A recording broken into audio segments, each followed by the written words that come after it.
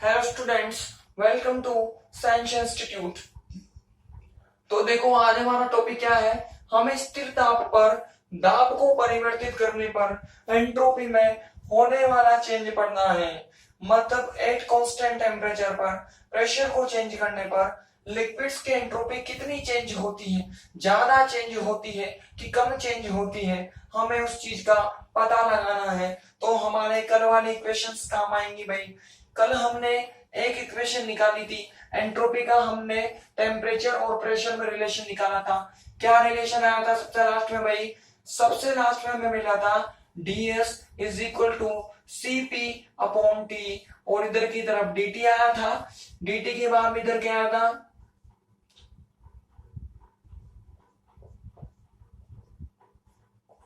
Del v upon del T at constant p, और इधर की तरफ क्या हो गया था भाई? dp। ये हो जाए इक्वेशन नंबर 1। अरे लास्ट में इतना आया था क्या, जब हमने एंट्रोपी को t और p के फंक्शन के रूप में रिप्रेजेंट किया था, इन दोनों के संबंध के रूप में प्रदर्शित किया था। इतना आया था भाई।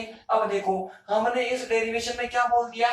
स्थिर ताप पर अगर ताप स्थिर होगा, स्थिर ताप एट कांस्टेंट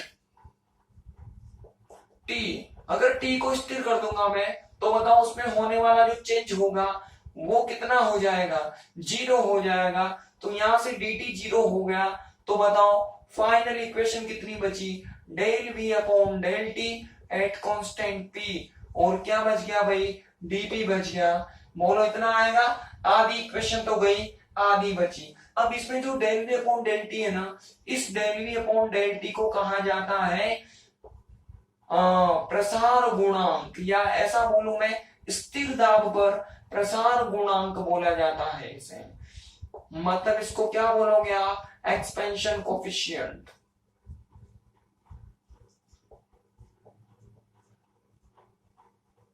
इसका मीनिंग क्या है भाई?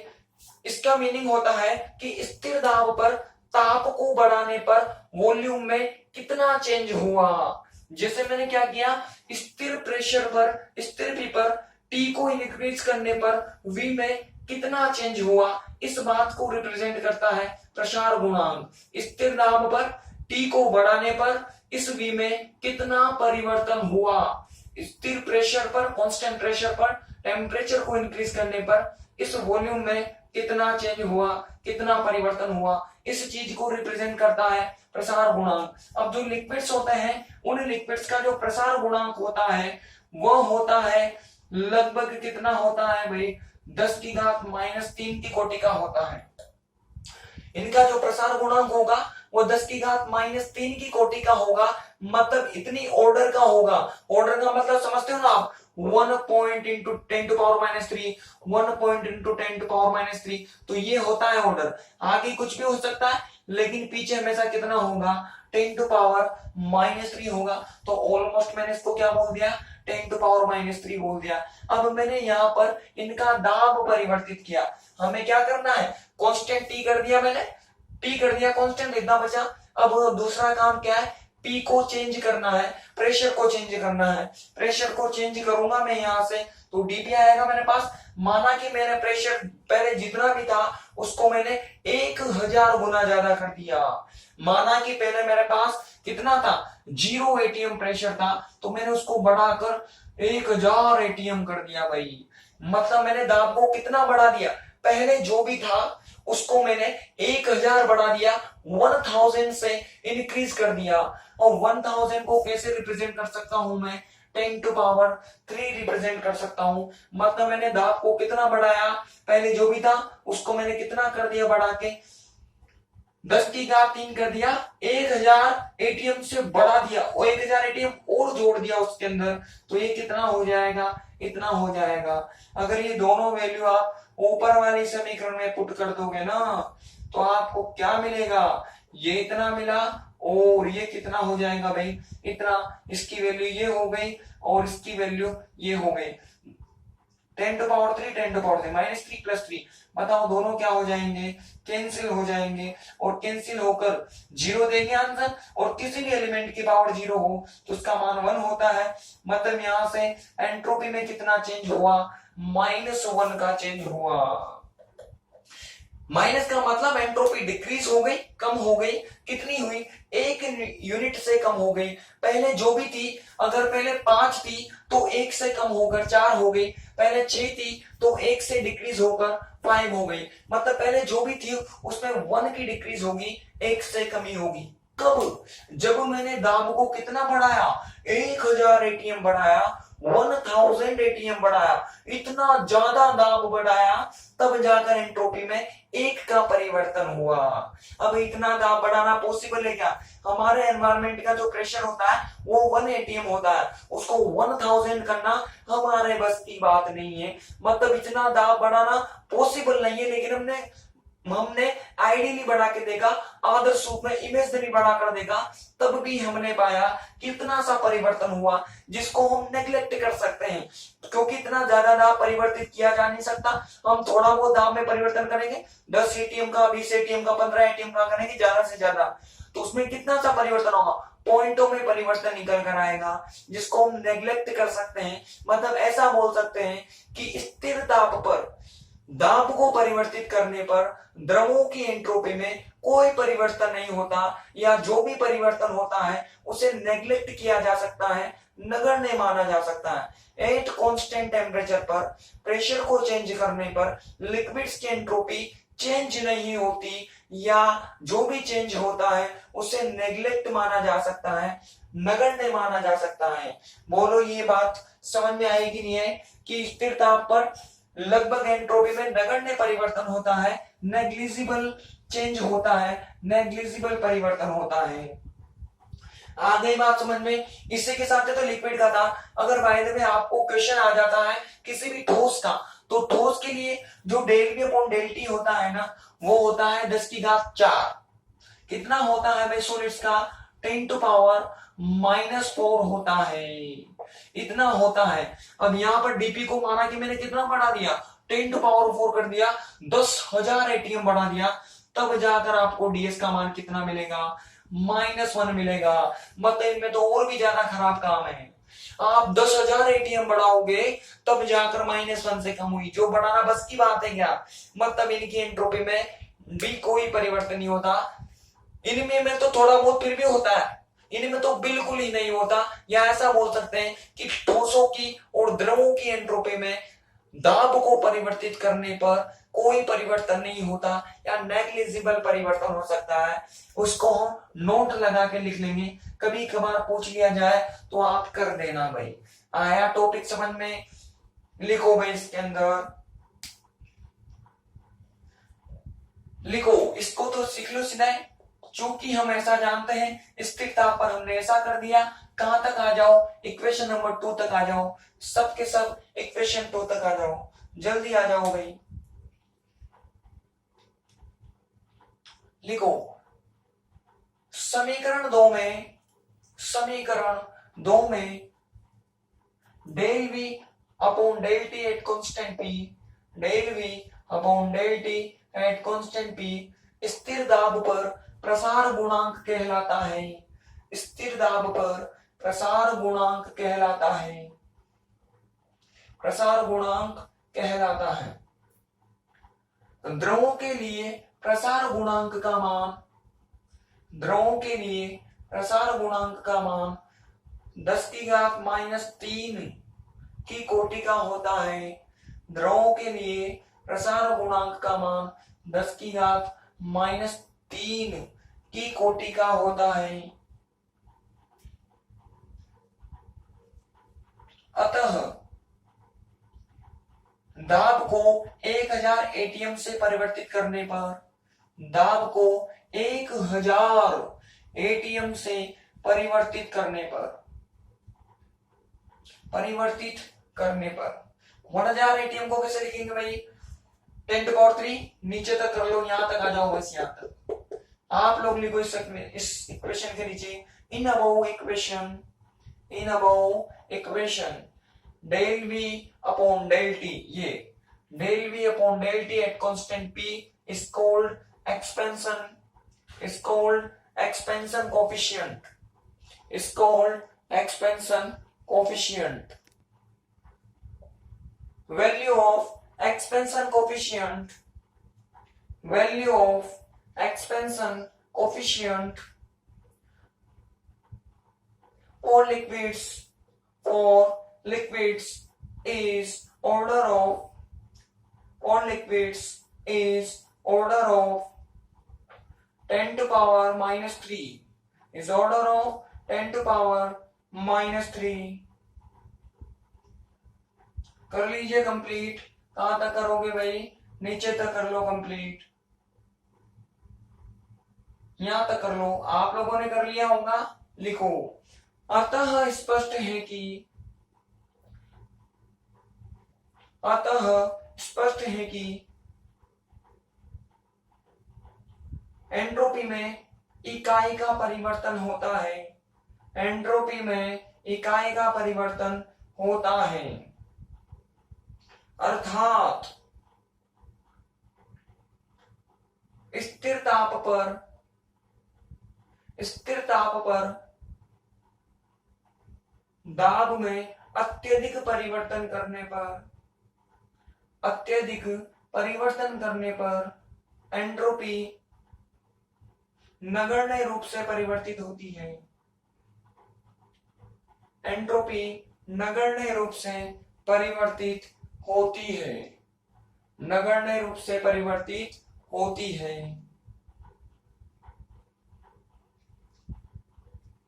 ठीक, अब नोट डालो,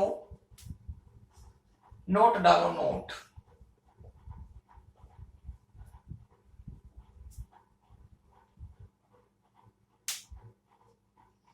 लिखो, ठोसों के लिए दाब प्रसार गुणांक या del V upon del T at constant P 10 to power minus 4 होता है, 10 टू पावर माइनस 4 होता है।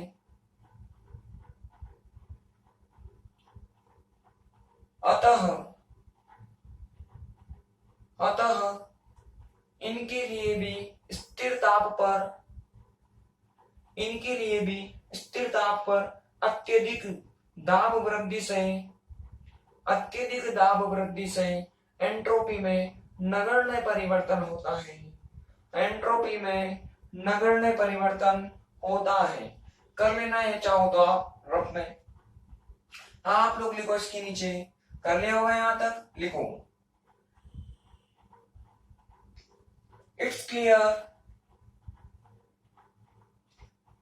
entropy, entropy is changed by unit, entropy is changed by unit. It means at constant temperature, it means at constant temperature, at constant temperature, on increasing pressure more, on increasing pressure more, then entropy change is negligible, then entropy change is negligible, entropy change is negligible, which can be neglect, which can be neglect. Note डालिए, note डालिए भाई। लिखो, value of del V upon del T, value of del V upon del T at constant P और solids is order of 10 to power minus 4 is order of 10 to power minus 4, 10 to power minus 4. It means at constant temperature, at constant temperature on increasing pressure more, on increasing pressure more, entropy of solids, entropy of solids is negligible changed, is negligible changed। चाहो तो आप ये कर सकते हो, कर लिया होगा आपने, स्क्रीनशॉट तो ले लिया होगा भाई, मिटा रहा हूं मैं, ठीक है। इसी के साथ हमारा टॉपिक खत्म। हम देखना चाहते थे कांस्टेंट टेम्परेचर पर प्रेशर से एंट्रोपी में कितना चेंज होता है। हमने लिक्विड, हमारे सिलेबस में लिक्विड के लिए था, मैंने आपको सॉलिड्स के लिए भी करवा दिया। अगर क्वेश्चन आ जाता है तो आप कर दीजिएगा भाई, पूरा का पूरा डेरिवेशन। इसको हम ऐसे रिपीट कर सकते हैं क्योंकि हमें वैल्यू तो चेंज करनी है, और करना ही क्या है। अब अगला टॉपिक डालिए, आदर्श गैसों की एंट्रोपी, आदर्श गैसों की एंट्रोपी, एंट्रोपी ऑफ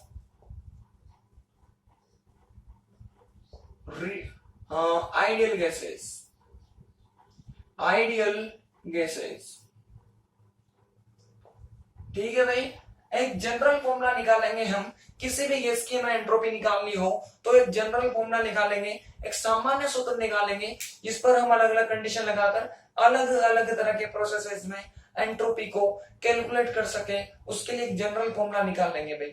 शुरू हो जाते हैं, बहुत ही आसान है, केवल हमारी पुरानी जानकारी काम आएगी, जो पुरानी इंफॉर्मेशन है वो काम आएगी। देखो भाई, वी नो दैट, क्या डी क्यू बराबर क्या होता है, टीडीएस होता है। यहां से डीएस की वैल्यू निकालोगे तो आपको क्या मिलेगी, डी क्यू अपॉन टी मिलेगी। अब देखो ये हो जाएगी इक्वेशन 1। अब हम जानते हैं डी क्यू बराबर क्या होता है, डी क्यू बराबर होता है डीई प्लस पीडीवी। बोलो होता है कि नहीं होता, डीई माइनस डीडब्ल्यू होता है, डीडब्ल्यू की वैल्यू माइनस पीडीवी, तो माइनस माइनस प्लस, तो क्या हो जाएगा, डी क्यू बराबर डीई प्लस पीडीवी हो जाएगा। वैल्यू पुट कर दो, डीएस बराबर क्या हो जाएगा भाई, डीई प्लस पीडीवी हो जाएगा, अपोन में टी आ जाएगा। एक बार टी को इसके नीचे कर दो और एक बार टी को उसके नीचे कर दो। बोलो ऐसा करने पर किसी को कोई दिक्कत तो नहीं होगी ना, होनी भी नहीं चाहिए क्योंकि ये बहुत इजी काम है। अब हम जानते हैं, क्या जानते हैं भाई, सीवी बराबर क्या होता है, डीई अपॉन डीटी होता है। तो यहां से चाहे तो डीवी का मान निकाल सकते हैं, डी का मान निकालोगे आप तो इसको इधर भेजो तो आपको क्या मिलेगी वैल्यू, सीवी डीटी मिलेगी।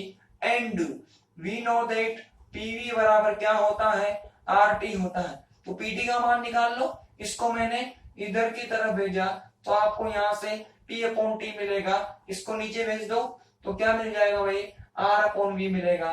दोनों वैल्यू पुट कर दो, ऊपर वाली इक्वेशन है, फ्रॉम इक्वेशन नंबर 2। समीकरण 2 में आप मान रखोगे तो आपको कितना मिलेगा भाई, डीई की जगह तो ये वाला मान रखा आपने, तो क्या हो गया, सीवी डीटी अपॉन टी। इसको मैं ऐसे कर दूं तो दिक्कत तो नहीं है ना, ये सीवी था, ये डीटी था, टी को मैंने उसके नीचे कर दिया, ये प्लस ये पीटी था, ये हो गया आर, और जो वी था ना नीचे की तरफ, इसको मैंने इस डीवी के नीचे कर दिया। बोलो ऐसा करने पर किसी को कोई दिक्कत तो नहीं है ना, इसको यहाँ पर, इसको यहाँ पर पुट कर दिया।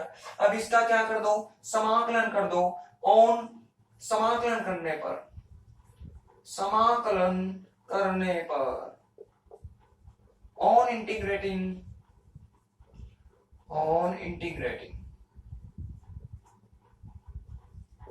देखो भाई समाकलन करेंगे तो कैसे कर देंगे हम, कैसे करेंगे इसका समाकलन हम, बहुत इजी है भाई। देखो भाई पहले तो लिमिट लगानी पड़ेगी हमें।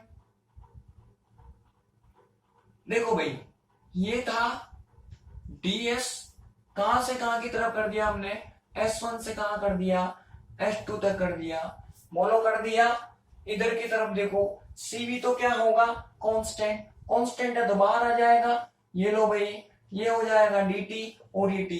माना कि पहले टेम्परेचर T1 हो, बाद में कितना हो गया हो, T2 हो गया हो, बाद में कितना हो गया, T2 हो गया।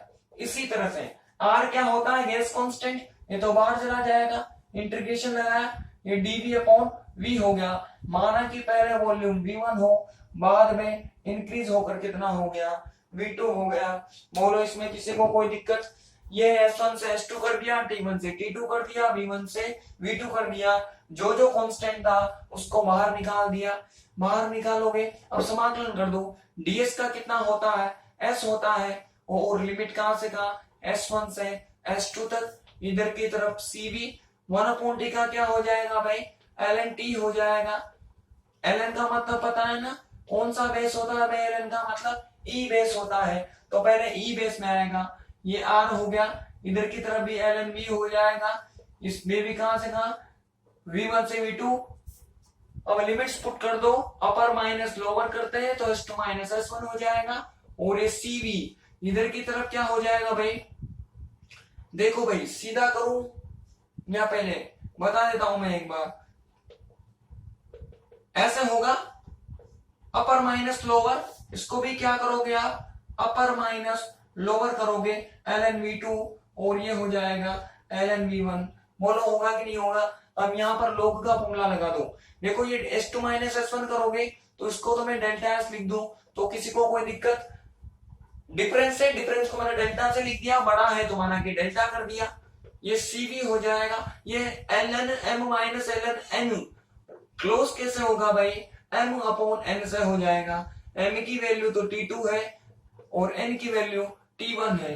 इधर की तरफ क्या हो जाएगा, ये r ln v2 upon v1। इस फॉर्मूले से आप किसी भी गैस के लिए एंट्रोपी कैलकुलेट कर सकते हो।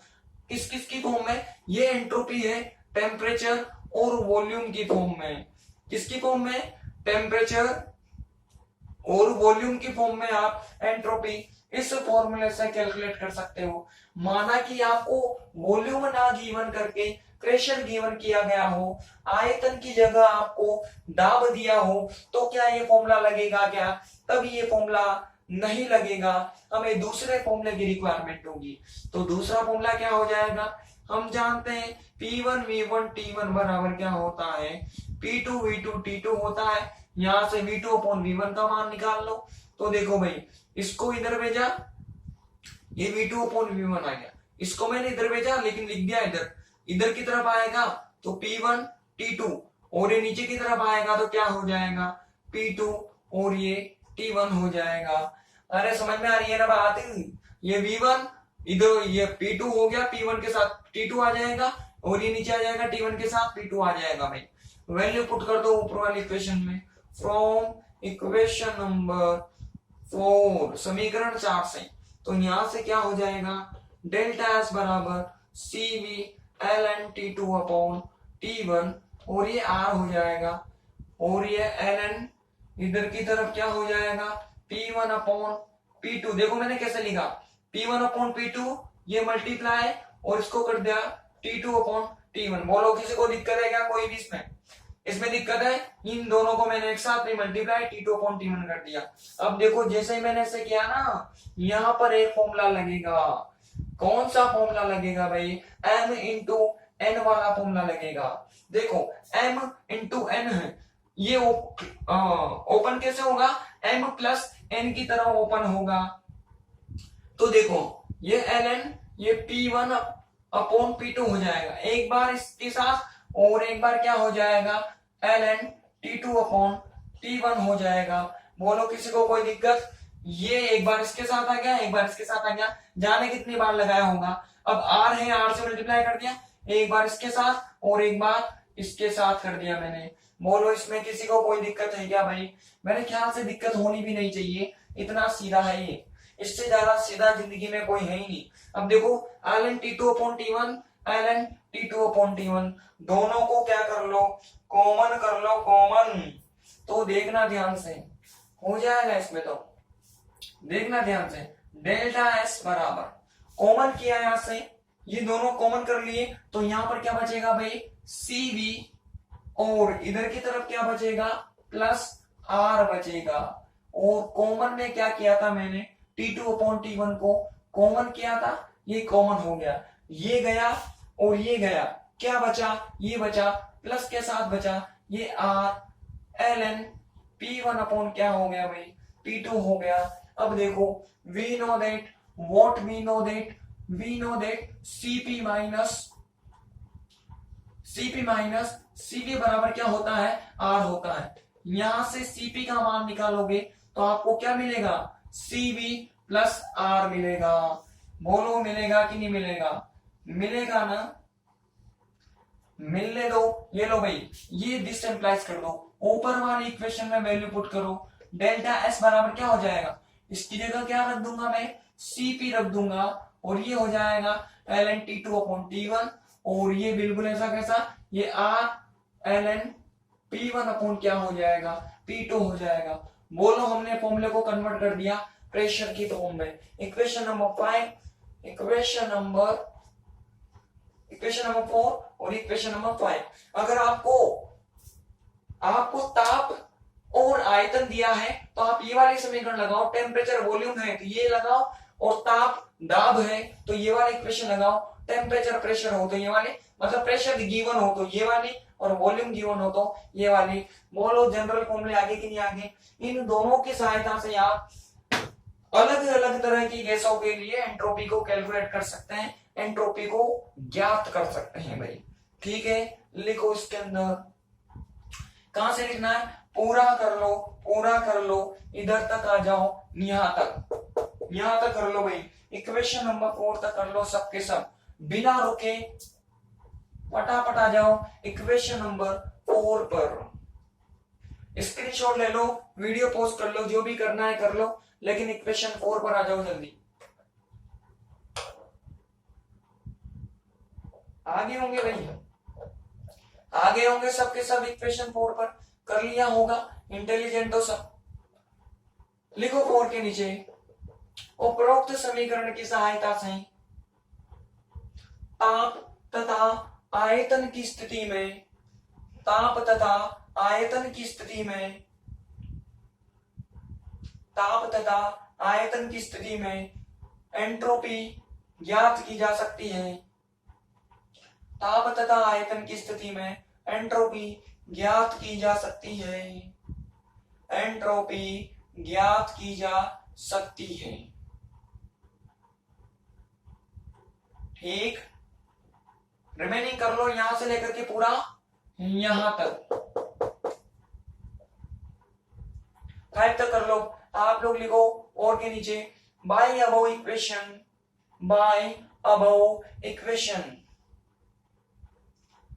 entropy is, by above equation entropy